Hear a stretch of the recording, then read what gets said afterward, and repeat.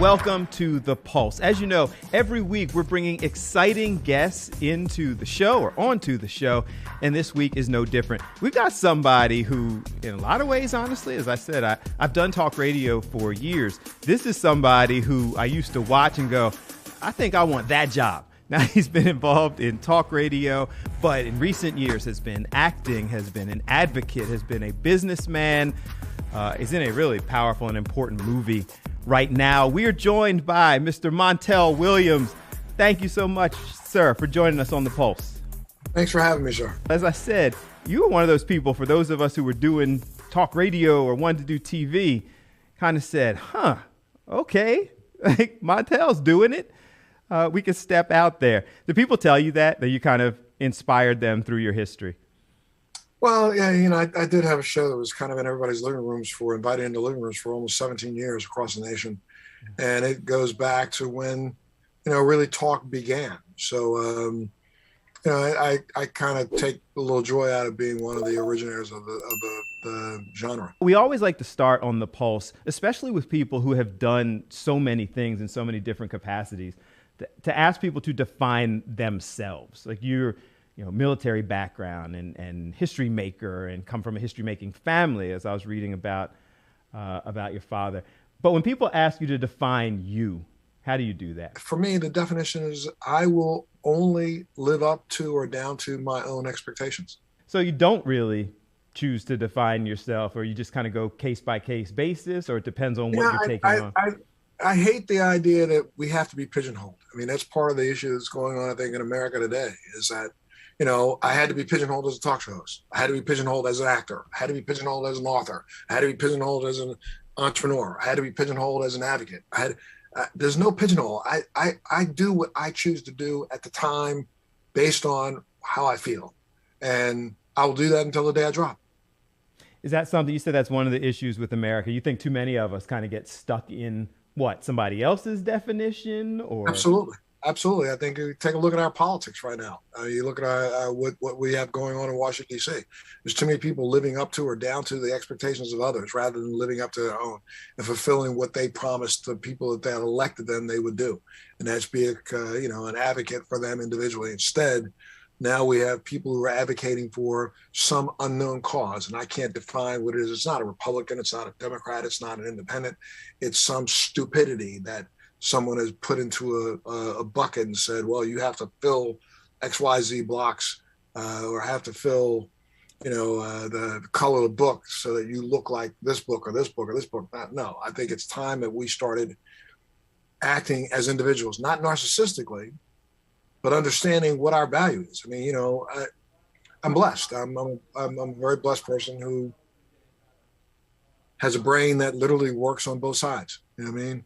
I graduated from college with an engineering degree, and had I decided to become a solid engineer, then I would be a solid engineer today. That was the only thing I wanted to do. I also, ran a program at one of the most conservative colleges in the country, United States Naval Academy. I ran a program called the Midsummer Modern Music Bands because I was a musician and I was an actor, and I wanted to feed that other side of me. And so, I don't think there's anything wrong with, I'm not a jack of all trades. I am a master of myself. Have you always been? I mean, publicly we know of some of your public stuff, but has that always been you? That's been me since I was a child. I mean, I literally, I'm a product of busing. I'm a kid who went to school and, in high school, I literally participated in politics. I was on my own student government. I was elected class president twice, junior year, senior year. I was a student on the Board of Education in Anne Arundel County. I was a participant in the Maryland Association of Student Councils, the Chesapeake Regional Association of Student Councils. I participated in multiple things that dealt with going to Washington, D.C. But then at the exact same time, I played in a band, and I won Best Actor at my school. I played football, I played basketball, I ran track, so it's not that I couldn't make up my mind. It's just that I didn't feel a limit, and I didn't feel as if someone was going to tell me who I was going to be. And I graduated from the Naval Academy and went into the Navy. So the choices I made, and I became a special duty intelligence officer in the Navy. I went to speak Russian at the Defense Language Institute. So, I define who I am rather than have anybody define me. Today we're spending some time with Montel Williams and finding out that his story is much deeper than many of us may have expected. From a historic standpoint and breaking down barriers and not being defined. Your father, first African-American fire chief in Baltimore. Yes. Made history. First African-American head of the fire school in Baltimore. First, and my father literally passed the chief's exam 5 years in a row with the highest score that the city had seen, and was passed over because, like most major cities in America, African Americans were not allowed to ascend to the rank of fire chiefs. Am I reading correctly? You were the first Black Marine in officer training program in the Naval Academy. So you were making history also. No, I was the first Marine, okay, prior enlisted Marine, who went through the Naval Academy and got commissioned as a naval officer. Okay. It's a very clear distinction. There were some Marines that went through the Naval Academy, the prep school, and the Naval Academy before me, but they all went back in the Marine Corps. I'm the first to go into the Navy. I received a Special Duty Intelligence Officer commission, went on to then go to the Defense Language Institute for Russian, and became a cryptologist in the Navy. A lot of people know you, again, from your public life. Some may say it's surprising that it kind of led you to talk radio and talk shows, and acting, what have you. It doesn't sound like you're surprised at all. You just were doing you. What I was doing, and I was doing this taking my own leave, taking my own personal time to go do this around the country, because I thought there was a need for us to recognize, let young people recognize, especially African Americans recognize that, we don't have to be defined by somebody else. Back when I started speaking, it was back in the day when they would run around the country saying one in four Black men will wind up dead or in jail. And I didn't think that was a paradigm that needed to be openly discussed. I wanted to make sure they understand that, if there's 1 in 4 that could be dead or in jail, there's 3 or 4 that are making it. And so you can be one of those 3 or 4 that make it. Has that been inspiring people? I don't get up every day and say to myself, I want to go inspire people. I go to bed every night and I say, what did I do today that's worth talking about tomorrow? And that's what's important to me. We spend so little time on this planet, and our tenure is really as insignificant as you might believe. I want to make sure that my time spent here for me, when I'm laying there taking my last breath, I feel as if I've done something. Was there a time when you're like, here's my path, here's what I want to do, and here's how I'm going to inspire people? When I was in the 2nd grade, I was writing stories, and it just so happened that in the county that I lived in, they would pick a story once a week from about 5 different schools and read it on the radio. And, I fortunately had a couple of mine, 3 of them, 2 to 3 of them picked and selected to read on the radio. And so I was preparing to write another one for Christmas and thought I was going to write the story that was the most fantastic story in the world. And I submitted that paper right there to my teacher. And 2 days later, this is maybe, a week and a half before Christmas. 2 days later, I get my paper back, and there's a big red F on the top of my paper. And I looked at my paper, and all over the paper, there was one word that was circled in red with a minus beside it. So I took the paper back to the teacher, and I said, ma'am, I don't understand. What did I do wrong? And she looked at the paper, and she looked at me, and she said, that's the reason why you people will never be anything in life. Wow. You only have one thing on your mind. What word do you think I spelled wrong that got that consternation from that lady? Your listeners are probably going, I don't understand. Well, let me tell you what it was. I spelled the word wrapped, R-A-P-E-D. Wow. I should have spelled it W-R-A-P-P-E-D. Wow. It wasn't until I hit the 6th grade when I finally had some knowledge of what I was reading in dictionaries that I pulled that paper out and I looked that word up in a dictionary, and I realized that this woman said, that's why you people will never be anything in life, because you only have one thing on your mind. This woman looked at a 3rd grade boy and thought that I was talking about rape. Are you kidding me? And it was that day that I said to myself, no one will ever define me but me, period. Wow. Do you think that in some ways inspired all of this diversity of your path? Like, I was going to ask you, with this background that you're talking about and all of these skills and talents, what would lead you, to TV, to hosting a TV talk show? But do you think just proving, I can do whatever, was that it? I think that's probably what helps to define me even today. I mean, like today, I'm working on probably 6, 7 different initiatives as we sit here, because people that, I'm working on things like from mesenchymal exosomes, deep stem cell research, to working on things like, RTM program, which is remittance of traumatic memories, which is a program that is listed as one of the only true cures for PTSD in the world. I'm working on advanced research in neuromodulation. I'm working on projects. I work in cannabis. I work in multiple things that literally, again, no one is going to define me but me. Welcome back. And let's get right back to the discussion we're having today with Montel Williams. Right now, one of your latest issues, challenges, successes was participating in this George Floyd movie. Are you watching this? Of course I'm watching this.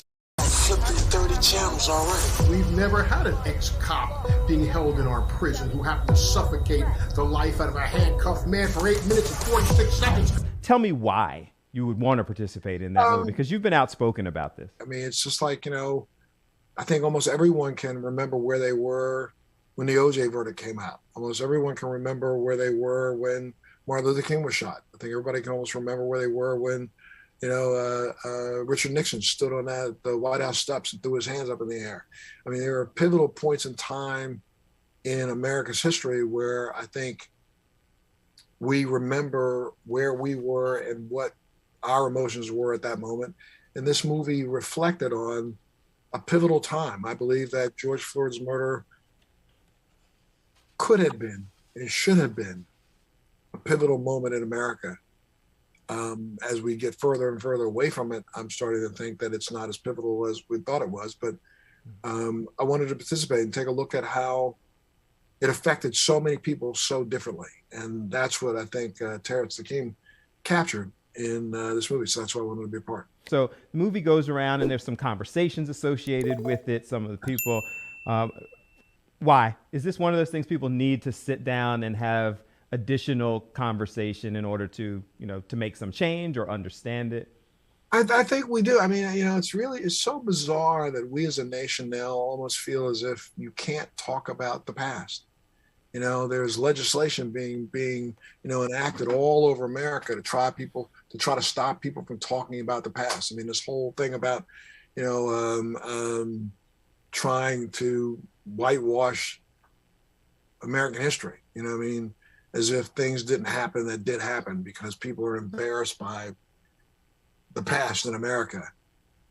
It's a sad commentary of who we are, because if you don't know where you've been, you don't know where you're going. I would agree with you on some levels that I was more encouraged immediately following the George Floyd situation. And now as time passes, you kind of wonder where people are with it. But do you feel like people are more at least encouraged to have the discussions, or are we shying away from that too? I think we're shying away from it, to be absolutely honest with you. I'm so proud of the fact that Terrence has decided to try to force the issue. Let's force it. Let's make people sit down, not only come and see a movie, but then have a discussion about it after. Let's just put all your views out. It doesn't matter what they are. Just put them out there so that we can have, intellectual intercourse. And there's nothing wrong with that. I feel like asking you what you're working on next is a constantly evolving discussion. But so you've worked with first CBD and then medical cannabis for quite some time. That was as a result, of your initial diagnosis of MS, or just something you were already interested I've been, long before cannabis was the green rush, long before there was conversations being had about it nationally, long before the Farm Bill, back in 2000, 2001, I came out publicly about my support for cannabis as a medicinal agent. and as a medicinal option that should be in the quiver of every doctor in America. And why? So again, I started in this industry back then because when I realized how effective it was as another weapon in my arsenal, another medication in my arsenal to battle the ravages of the illness that I had been inflicted with, I went around the country trying to make sure that other patients like myself had safe access to the same thing. So I've testified before everybody from all over the country to ensure that people have access to safe. Talk show host and advocate and activist. Let's find out as we continue our conversation with Montel Williams. I say this with the highest level of respect. I wonder how often, and I'm going to ask, when people get a chance to talk to you who only knew you through seeing you on TV or maybe on the movies, how often are people just surprised by all of the things, that you're involved in, or kind of sit back and go, like I didn't know, or that's not necessarily what I expected? I think the latter two, and that's not what I expected, is what I get more often than not. I'm only a talk show host. I'm only a lieutenant commander in the Navy. I'm only a special duty intelligence officer. Never the twain can meet. I was smart enough to get a degree in cryptology and Russian. So why could I not be smart enough to study, learn, and understand other things that to some might seem like they're, higher level? I don't know if they're higher level or just other verticals. You're already using your voice, but we ask everybody, the use your voice for good is something that we try to do and inspire people to do. What do you want people to do either on your behalf, or what are you using your voice for good at this point? What path would you like people to explore? I'm still very, very focused on our veterans. I spent a lot of time in the military, and unfortunately, as we sit back here and don't pay attention to what's going on in foreign soil, it might not be too long before we have U.S. bodies on the ground in a foreign country. Who knows? But at the end of the day, we have to remember that less than 1% of us put a uniform on our back to swear allegiance to a document that we don't even uphold completely here in this country. And those that serve, some end up leaving body parts behind for us so that our children or our children's children or our cousins and aunts and uncles and parents don't have to leave their body parts behind. So I think it's a tremendous sacrifice that someone would make nowadays, especially a person of color. Yeah. Incredible sacrifice to go out and support something that they know that here in America, we don't even give the same credence to that we claim to for someone else. I very adamantly support our soldiers, sailors, airmen, Coast Guardsmen, Marines. I don't care what color they are.